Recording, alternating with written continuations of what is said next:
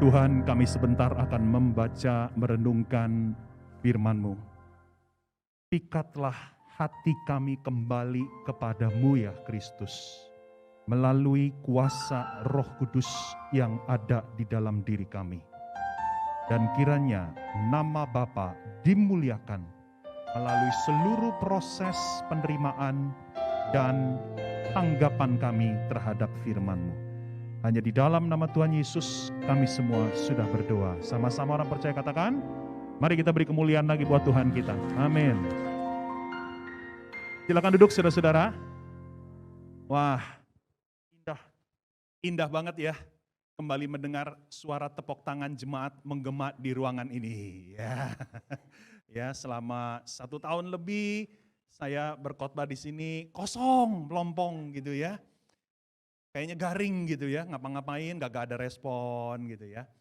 Saudara-saudara, sebelum kita membaca firman, kita merenungkan firman, saya tergerak ya, kita berikan apresiasi dulu nih ya.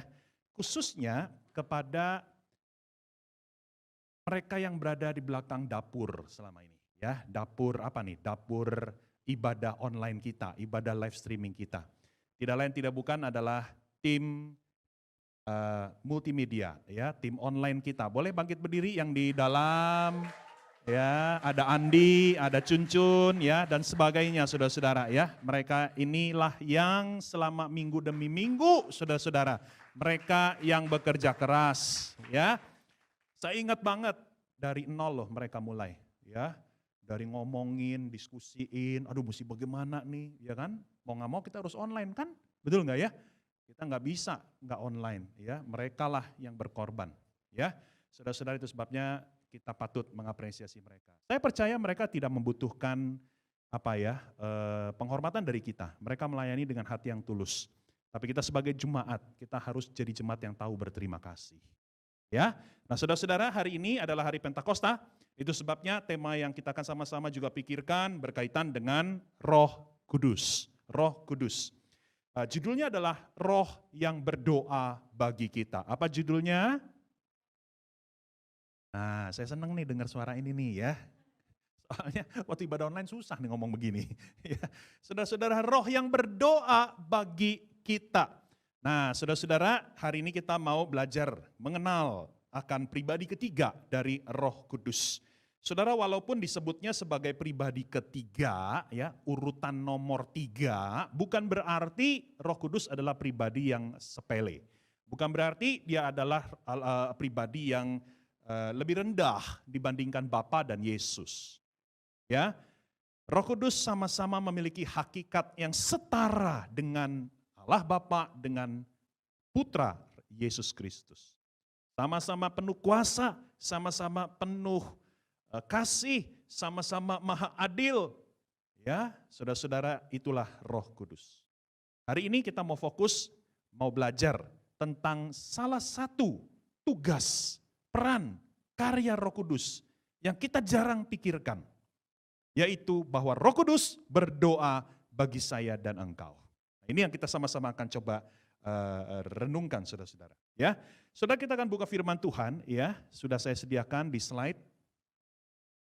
Oke, saya sudah pencet. Oke, baik. Roma 8 ayat 26 sampai 27. 2 ayat saja. Roma 8 ayat 26 sampai yang ke-27. Saya akan bacakan. Demikian juga Roh membantu kita dalam kelemahan kita. Sebab kita tidak tahu bagaimana sebenarnya harus berdoa. Tetapi Roh sendiri, Roh Kudus berdoa untuk kita kepada Allah, yaitu Allah Bapa, dengan keluhan-keluhan yang tidak terucapkan. Dan Allah yang menyelidiki hati nurani mengetahui maksud roh itu. Yaitu bahwa ia sesuai dengan kehendak Allah berdoa untuk orang-orang kudus. Saudara perhatikan 2 ayat ini diulangi. Roh Kudus berdoa. Roh Kudus berdoa bagi siapa? Bagi kita, bagi orang-orang kudus. Saudara-saudara, kalau kita bicara tentang doa, tentu kita setuju bahwa setiap orang percaya butuh saudara seiman lainnya yang mendoakan kita. Kita tidak bisa menjalani kehidupan dan pergumulan sendirian. Setidak-tidaknya kita perlu dukungan saudara seiman lainnya, khususnya dalam bentuk doa mereka kepada kita. Saudara, ada seorang pengkhotbah ternama berkebangsaan Inggris, yaitu Charles Spurgeon, ya, yang hidup di kira-kira abad ke-19. Saudara, Spurgeon sudah mulai berkhotbah, bayangkan dari usia 16 tahun. Ya, saudara, kita di sini usia 16 tahun masih main PlayStation, betul nggak ya? Dia udah berkhotbah, saudara-saudara.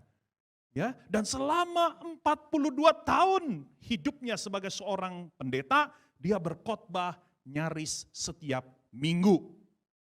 Saudara, kalau ditotalkan selama hidupnya, selama karirnya sebagai pendeta, dia sudah berkhotbah sebanyak 3.600 kali. Wow. Dan khotbah-khotbahnya saudara begitu luar biasa. Setiap kali Charles Spurgeon berkhotbah, maka gerejanya itu selalu dipenuhi dengan orang-orang yang mau mendengarkan khotbahnya, saudara-saudara. Ya, nah saudara, suatu hari dia mendapat kunjungan dari seorang pendeta dari Amerika Serikat yang begitu mengagumi Spurgeon. Dan pendeta tersebut menyampaikan sebuah pertanyaan. Bapak Spurgeon, apa rahasia dari khotbah-khotbah Anda yang penuh kuasa itu?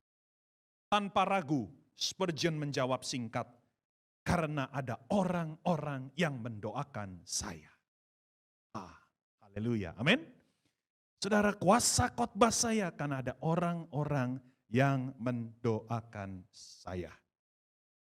Saudara-saudara, kalau doa saudara seiman begitu bermakna, ya, maka apalagi doa yang dipanjatkan oleh Roh Allah sendiri bagi kita. Amin. Kalau pelayanan kita saja begitu berkuasa karena ada topangan doa dari teman-teman kita, maka apalagi kalau Roh Kudus sendiri, Allah itu sendiri yang berdoa bagi kita di hadapan Allah Bapa. Saudara, itu yang disampaikan di dalam Roma pasal 8 ayat 26 sampai yang ke-27. Saudara, berdasarkan dua ayat ini, ya, saya akan mengajak kita merenungkan 3 pertanyaan terkait dengan karya Roh Kudus yang mendoakan kita.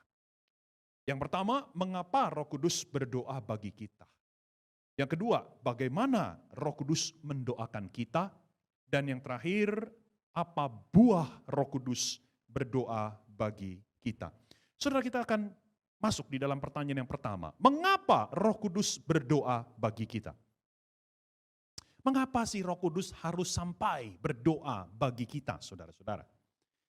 Di dalam ayat yang ke-26 dikatakan bahwa Roh Kudus berdoa bagi kita karena apa? Coba baca. Karena, ayo yang buka Alkitab, karena kelemahan kita, saudara-saudara, di dalam berdoa. Ya, Roh Kudus membantu kita, Roh Kudus berdoa bagi kita karena kita lemah di dalam berdoa. Apa maksudnya kita lemah di dalam berdoa? Nah, baca lagi ayat 26. Karena di situ dikatakan secara spesifik bahwa kita tidak tahu bagaimana seharusnya kita berdoa. Nah, saudara-saudara, apa artinya ini? Ya, saudara, saya membayangkan ada dua kondisi, ya, dua kondisi yang menggambarkan kelemahan kita dalam berdoa. Dua kondisi yang menjadi contoh bahwa kita tidak tahu bagaimana seharusnya kita berdoa. Kondisi yang pertama adalah kita salah berdoa. Saudara, Yakobus pasal 4 ayat 3 mengatakan bahwa kita bisa salah berdoa. Yaitu ketika kita meminta sesuatu kepada Allah semata-mata berdasarkan atau ingin memuaskan nafsu kedagingan kita. Kita minta sesuatu yang tidak sesuai dengan kehendak Allah, itu maksudnya kita salah berdoa. Saudara, saya yakin bila seluruh doa yang pernah kita ucapkan seumur hidup diaudit. Saudara tahu ya diaudit ya, diperiksa secara terperinci, secara teliti begitu ya. Jangan-jangan banyak loh doa kita yang salah gitu ya, karena kita tidak menyadari kehendak Tuhan bagi kita dan kita lebih menekankan apa yang kita inginkan ketimbang apa yang Tuhan inginkan dalam hidup kita. Bahkan Rasul Paulus saja pernah salah berdoa. Saudara tahu nggak Rasul Paulus pernah salah berdoa? Di dalam 2 Korintus, Paulus mengatakan bahwa dia pernah berdoa sampai 3 kali. Supaya Allah apa? Mencabut duri dalam daging. Kita nggak tahu lah apa itu ya, banyak penafsiran. Tetapi ini suatu masalah yang Paulus miliki. Ya, Paulus merasa masalah ini mengganggu dirinya sehingga dia berdoa, Tuhan angkat masalah ini. Cabut duriku ini Tuhan. Tetapi Allah tidak mengabulkan permohonan tersebut. Karena Tuhan ingin memakai masalah yang Paulus miliki itu untuk justru menyatakan kemuliaan Allah. Artinya apa? Ya doa Paulus tidak sesuai dengan kehendak Allah bagi dirinya, betul nggak? Simple aja. Artinya Paulus salah berdoa. Bukan itu kehendak Allah. Ya, that's why, itu sebabnya Tuhan tidak mengabulkan doa Paulus. Saudara-saudara, kita sering salah berdoa karena kita hanya menekankan kepentingan diri kita yang sesaat. Kita seringkali hanya mengutamakan kepentingan kita dalam jangka pendek. Kita memiliki keterbatasan di dalam melihat gambaran hidup kita di masa yang akan datang. Saudara, apa yang terbaik bagi diri kita secara jangka panjang seringkali itu luput dari pemahaman kita. Ayo jujur, betul nggak? Kita cuma mikirin yang deket-deket aja gitu loh. Kita nggak sanggup mikirin apakah betul ini yang terbaik buat aku secara jangka panjang. Saudara, Pengkhotbah 6 ayat 12 mengatakan bahwa setiap orang tidak ada yang tahu apa yang terbaik buat dirinya. Yang benar-benar terbaik bagi dirinya kita nggak tahu. Saudara, contoh paling sederhana. Ketika kita masih muda, ketika kita masih remaja, kita jatuh cinta pada seseorang. Betul apa betul? Ayo. Kita merasa bahwa orang itu yang terbaik bagi kita. Oh, ini jodohku. Ini tulang rusukku. Padahal kita udah gak bisa lagi menilai secara objektif. Kucing menjadi coklat, saudara-saudara. Ya, karena perasaan cinta kita sudah menguasai pikiran kita. Kita gak bisa pikir panjang. Kita yakin itu orang itu adalah pasangan hidup kita. Padahal sudah banyak orang-orang terdekat yang mengasihi kita, udah kasih kita peringatan. Lu jangan pacaran sama dia. Lu jangan apalagi menikah sama dia. Bahkan orang tua kita mengatakan itu, saudara-saudara. Tapi kita kayak kuda yang ditutup matanya. Bahkan kita berdoa, Tuhan, singkirkan semua rintangan-rintangan ini. Ini jodohku Tuhan. Persatukan aku dengan dia. Dan benar aja saudara, waktu nikah berantem melulu. Saudara, ya, karena ternyata banyak hal yang gak cocok di antara mereka berdua. Salah berdoa. Yang kedua, kondisi kedua, kelemahan kita itu saudara juga ketika kita susah berdoa. Susah berdoa. Khususnya ketika kita maupun orang yang kita cintai mengalami penderitaan atau musibah yang luar biasa. Saudara pernah nggak mengalami suatu masalah yang begitu berat? Penderitaan yang begitu gak enak. Saudara, ketika saudara mengalami itu, pikiran kita kacau, betul nggak? Perasaan kita kalut dan berantakan. Kita nggak bisa merangkai kata-kata untuk berdoa, kita bingung, kita membisu. Saudara, belum lama ini saya membaca status Facebook seorang pendeta senior yang istrinya meninggal dunia karena COVID-19. Mereka sudah menikah puluhan tahun. Istrinya meninggal di usia sekitar 50-an tahun. Ya, jadi belum terlalu, ya masih muda lah, boleh dikatakan masih muda, usia 50-an. Nah, di dalam statusnya ini, Bapak Pendeta ini saudara berkata bahwa dia tidak bisa berdoa. Ketika dia menghadapi kenyataan bahwa istri yang sangat dicintai sudah berpulang ke rumah Bapak.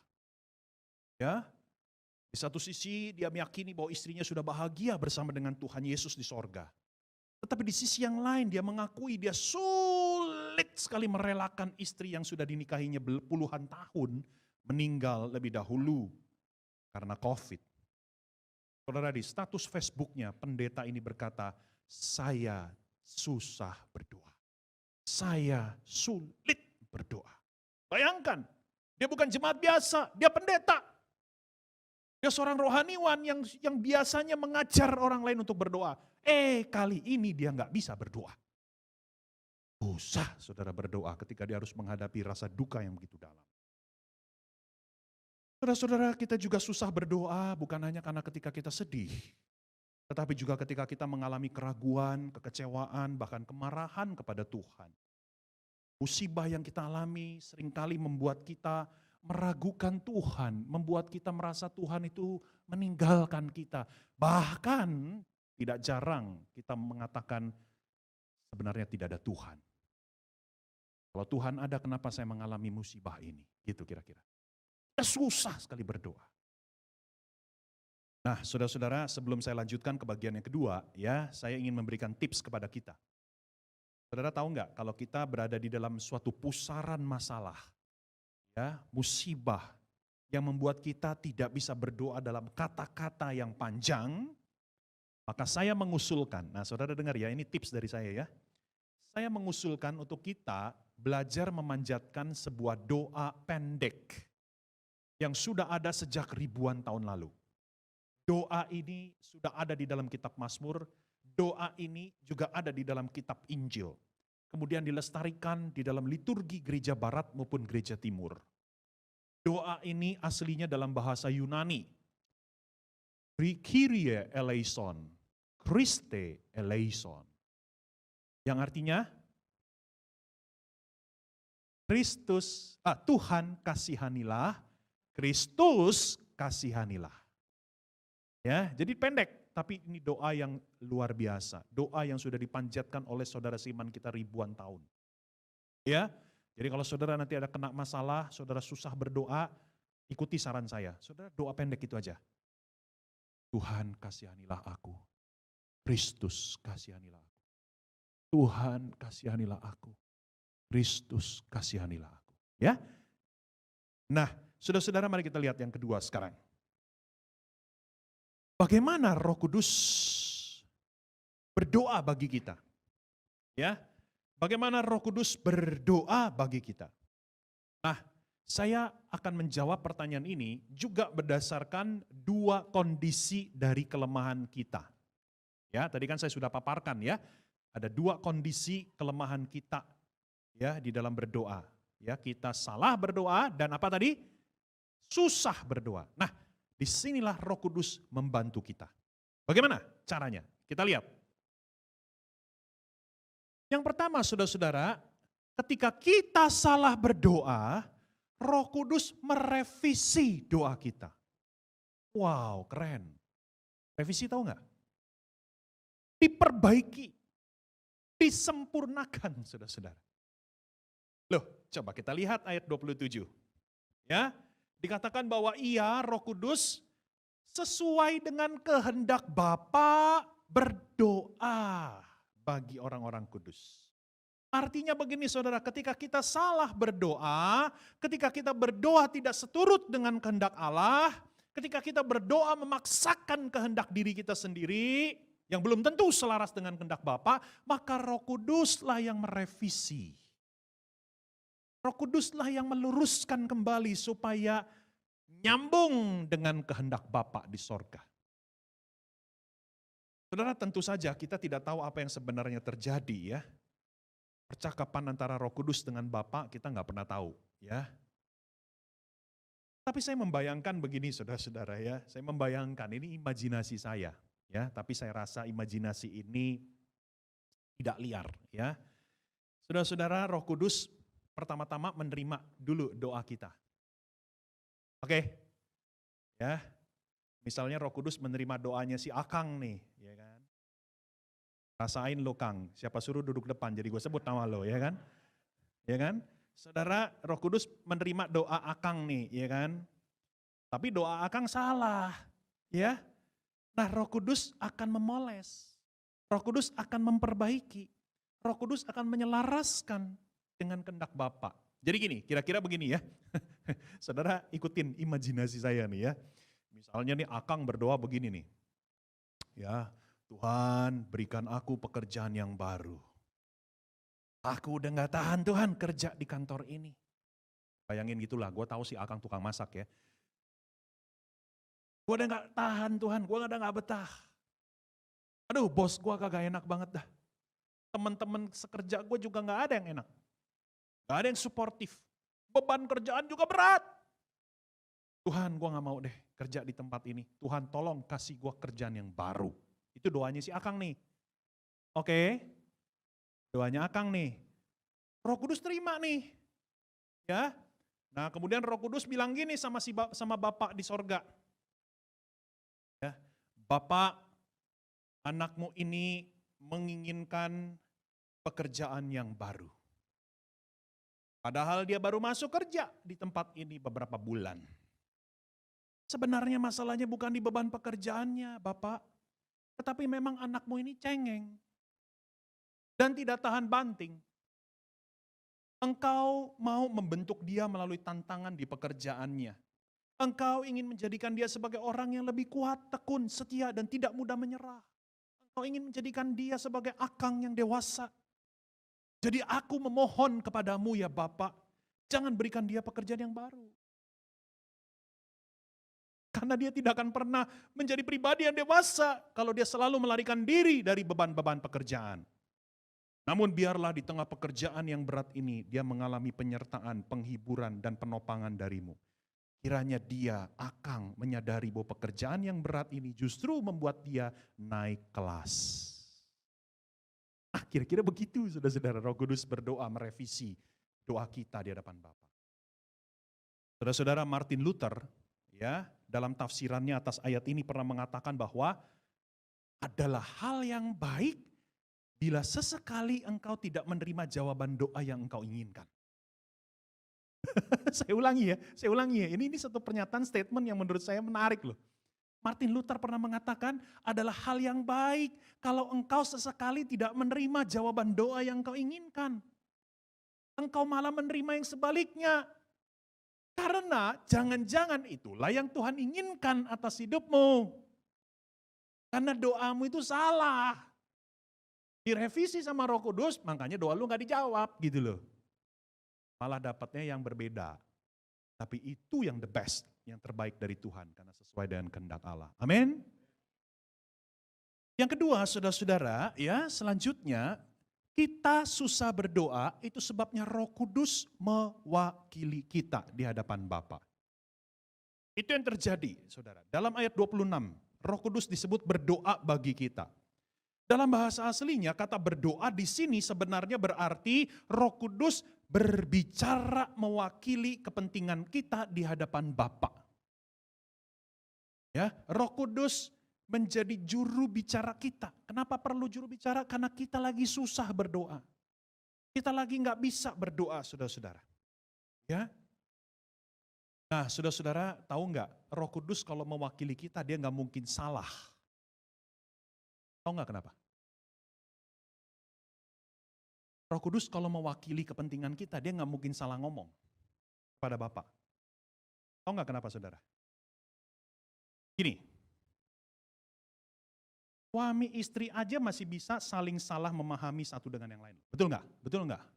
Sekian, ya kan? Pas suruh duduk berdua, ya kan? Saya juga begitu. Saya sama istri saya sudah menikah 18 tahun. Saya masih sering salah paham sama dia. Misalnya ya, dia pulang kantor gitu kan. Dia dalam keadaan cemberut begitu ya. Kita ngomong begini, kamu marah ya sama saya? Kan dia marah sama saya, memang dia lagi capek. Saya bisa salah membaca bahasa tubuh dia, ekspresi dia. Ngerti gak maksud saya?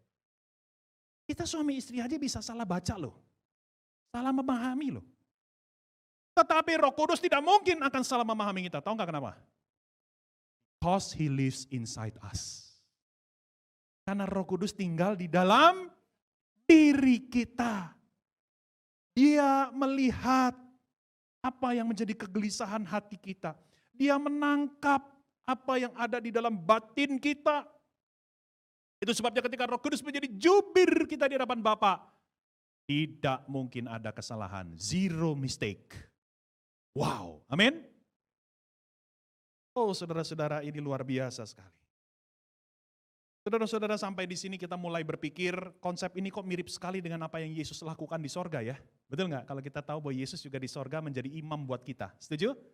Ya, seperti di dalam ayat 34. Kalau saudara baca Roma 8 ayat 34, di situ juga dikatakan Yesus sekarang duduk di sebelah kanan Allah Bapa, dia menjadi pembela kita. Dia menjadi jubir kita di hadapan Bapa. Kok sama ya Pak Jimmy dengan Kristus? Tepat sekali. Sekarang saudara bisa membayangkan luar biasanya itu? Ada dua pribadi Allah Tritunggal yang mewakili kepentingan kita. Roh Kudus yang ada di dalam hati kita. Yesus yang duduk di sebelah kanan Allah Bapa. Amin. Wow, ini konsep yang luar biasa. Artinya saudara, seluruh hidup kita tidak mungkin akan lepas dari perhatian Allah. Haleluya. Artinya seluruh hidup kita sepenuhnya berada dalam naungan pemeliharaan dan penyertaan Allah. Karena ada Yesus di sorga yang peduli sama kita. Ada Roh Kudus yang di dalam hati peduli sama kita. Dan dua-duanya berdoa bagi kita di hadapan Bapa Surgawi. Amin. Mari kita lihat bagian yang ketiga. Bagian yang terakhir, ya, pertanyaan yang terakhir. Apa dampak atau buah Roh Kudus berdoa bagi kita? Apa dampak atau buah Roh Kudus berdoa bagi kita? Oh, saudara, saya mau bilang buahnya sangat besar sekali. Saudara-saudara, itulah yang dikatakan di ayat 28 sampai 29. Nah, ini dua ayat ini favoritnya orang Kristen nih, ya. Setelah ayat 27, ada Roma 8 ayat 28 sampai 29. Kita tahu sekarang bahwa Allah turut bekerja dalam segala sesuatu untuk mendatangkan kebaikan bagi mereka yang mengasihi Dia, yaitu bagi mereka yang terpanggil sesuai dengan rencana Allah. Sebab semua orang yang dipilihnya dari semula, mereka juga ditentukannya dari semula untuk menjadi serupa dengan gambaran anaknya, yaitu Yesus, supaya ia, anaknya itu, menjadi yang sulung di antara banyak saudara. Saudara-saudara, ayat 28 dan 29 tidak berdiri sendiri. Ayat 28 dan 29 adalah buah dari ayat 26 sampai 27. Saya ngerti nggak yang saya maksud? Ayat 28 sampai 29 itu adalah buah dari ayat 26 sampai 27. Karena Roh Kudus setia berdoa bagi kita di hadapan Bapa, maka kita tahu sekarang, kata Roma pasal 8 ayat 28. Kita tahu sekarang kenapa Allah turut bekerja dalam segala sesuatu bagi kebaikan kita, untuk kita menjadi serupa dengan Kristus. Amin. Saudara, buah dari Roh Kudus setia berdoa bagi kita adalah satu, pengudusan hidup kita tidak pernah berhenti. Apa itu proses pengudusan? Proses pengudusan adalah di mana karakter kita dibentuk semakin serupa dengan Kristus.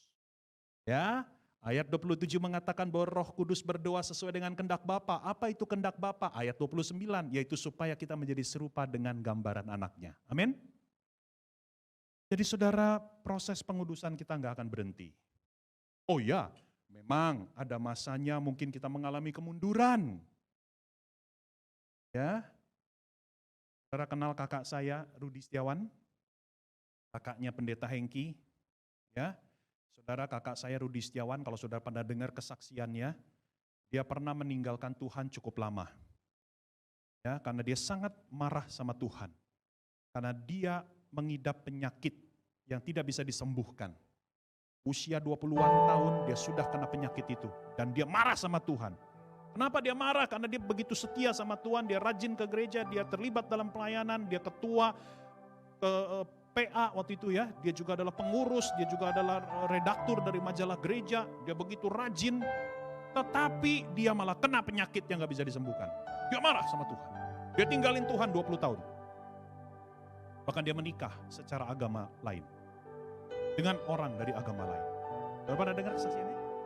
Dia tinggalin Tuhan. Kalau dilihat dari kacamata manusia, dia mengalami kemunduran. Betul nggak?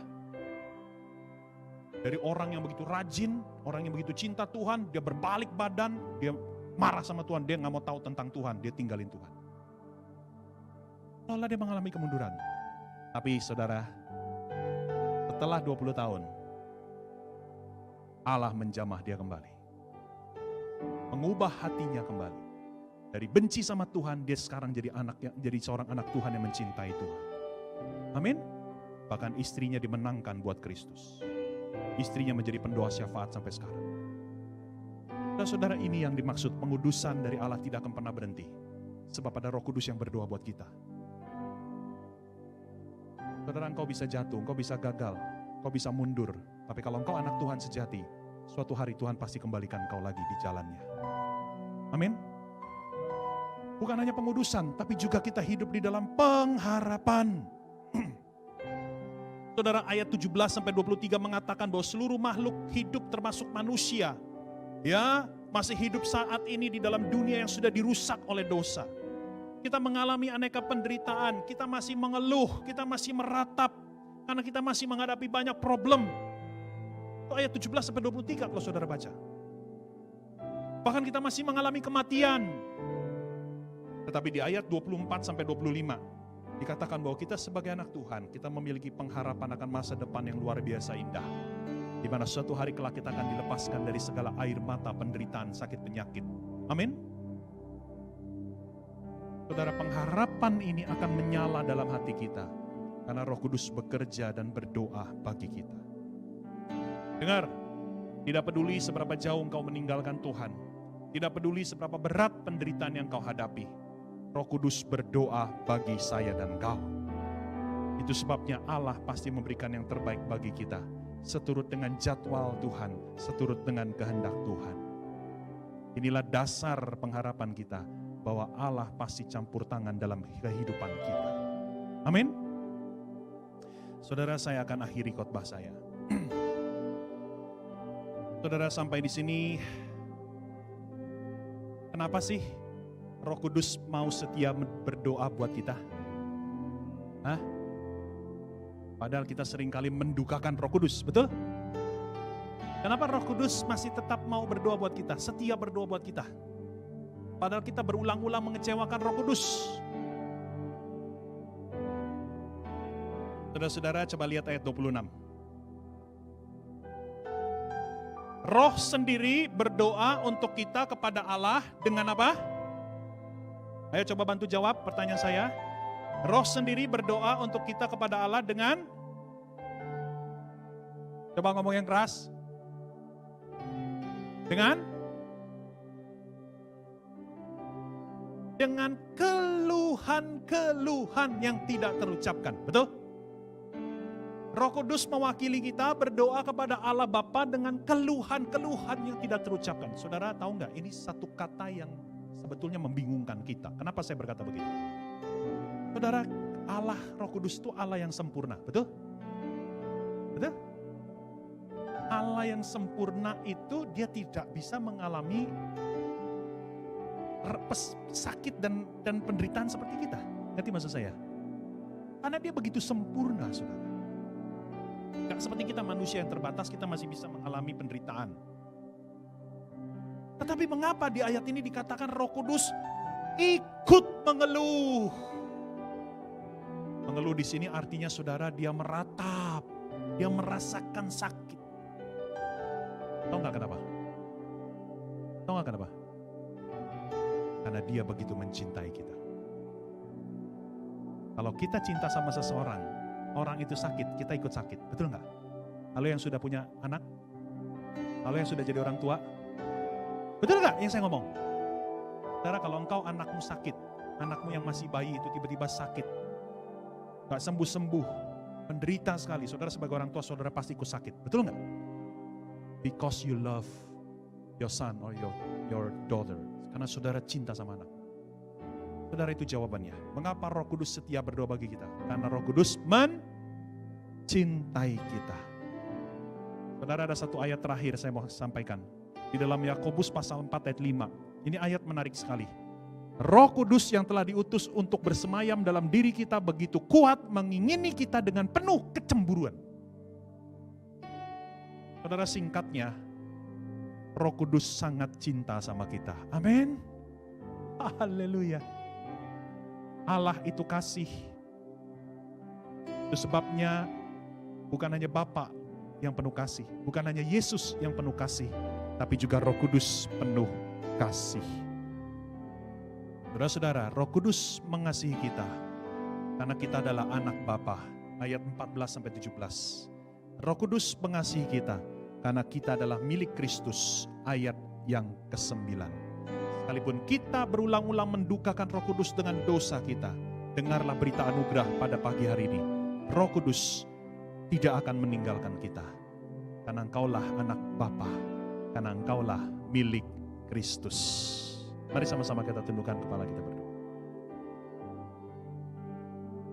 Mari saudara-saudara, kita syukuri kehadiran Roh Kudus dalam hidup kita. Kita berdoa dalam hati kita masing-masing.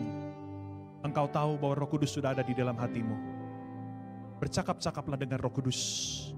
Berkatalah dengan Roh Kudus. Sampaikan penghormatanmu kepada Roh Kudus. Sampaikan ucapan terima kasihmu kepada Roh Kudus yang senantiasa dan setia berdoa bagi engkau.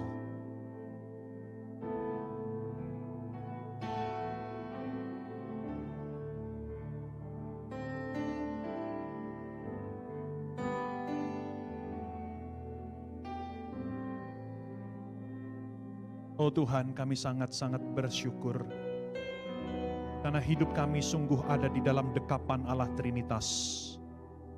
Bapa yang kami sembah, yang kami puja menjadi Bapa kami. Yesus menjadi pemilik hidup kami. Dan Roh Kudus yang menjadi pendoa kami. Tuhan, tidak ada satu detik hidup kami yang luput dari perhatian-Mu. Seluruh hidup kami aman sebetulnya di dalam tangan Tuhan. Walaupun Tuhan mengizinkan kami menghadapi masalah dan penderitaan, semuanya itu dilakukan untuk kebaikan kami, supaya kami bisa menjadi semakin serupa dengan Kristus di dalam karakter-karakter kami. Terima kasih Tuhan untuk pagi hari ini. Terima kasih untuk firman-Mu. Terima kasih Roh Kudus.